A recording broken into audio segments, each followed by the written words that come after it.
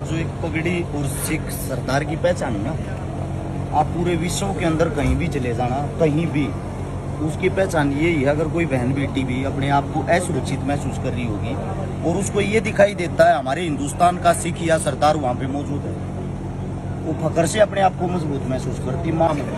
उसको बोलते हैं खुशहाली वाली गड्डी। खुशहाल सिंह दैया दादाजी का नाम था और उसी गांव के अंदर बाबा साहब के शव को लेके एंट्री की थी।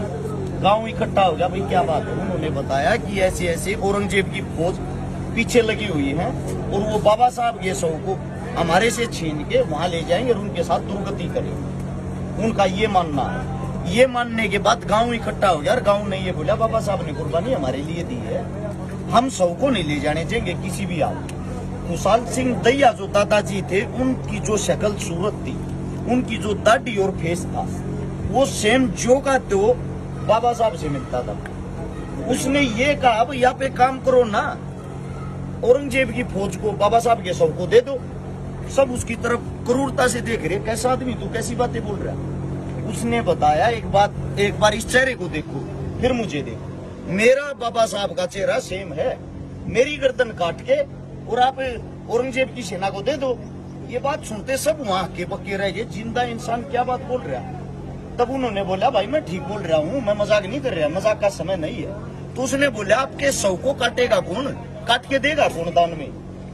उसने बोला मेरे शव को मेरा खून काटेगा, मेरे पोते काटेंगे, मेरे बेटे काटेंगे, क्योंकि जिंदा दिल इंसान है। हमारी जो कौम है, हम जहाँ पैदा हुए हैं, संघर्ष करना और रक्त बहाना हमारा फर्ज है।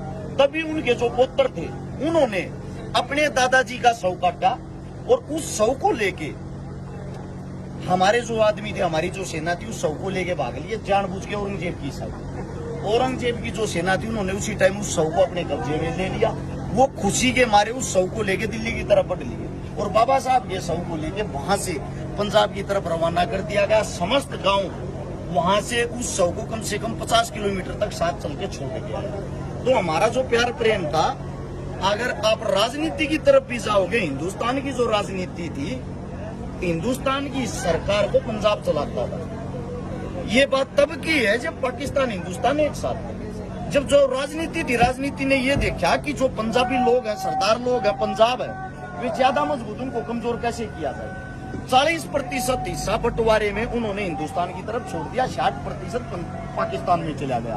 बीच की दरार पड़ गई, हमारे आदमियों को अलग अलग कर दिया। उसके बाद भी उन्होंने देखा कि जो पंजाब है वो अभी राजनीति में सर्वश्रेष्ठ, उसको कमजोर कैसे किया जाए। तब हमारे बीच हिमाचल निकाला था, फिर हरियाणा निकाल दिया। हरियाणा निकालने के बाद जो 66 से 80 का जो दौर था, उसके बीच में कुछ चीजों को लेकर रिश्ते इतने खराब कर दिए कि ये आदमी एक दूसरे की शक्ल देखना पसंद ना करे। और उसके बाद जो 84 का हमला हुआ, 84 में जो दंगे हुए ना, उन दंगों में सरदारों को इतना बदनाम कर दिया गया कि कहीं आपको कोई दाढ़ी वाला भी दिखाई दे तो ये लगा लो ये आतंकवादी। ये तो भगवान का एक कर्म मान लो, कुछ भी मान लो। हाल फिलहाल कहीं न कहीं किसी भी बहाने से ये आंदोलन हो गया, आंदोलन का और कोई फायदा हुआ हो या ना हुआ हो, वापिस से वही भाईचारा, वही आदमी एक दूसरे पे यकीन करने लगे, एक दूसरे के साथ जुड़ गए। देश को पता लग गया सरदार है क्या, और देश को ये भी पता लग गया सच में सरदार है क्या। होता क्या बन गया।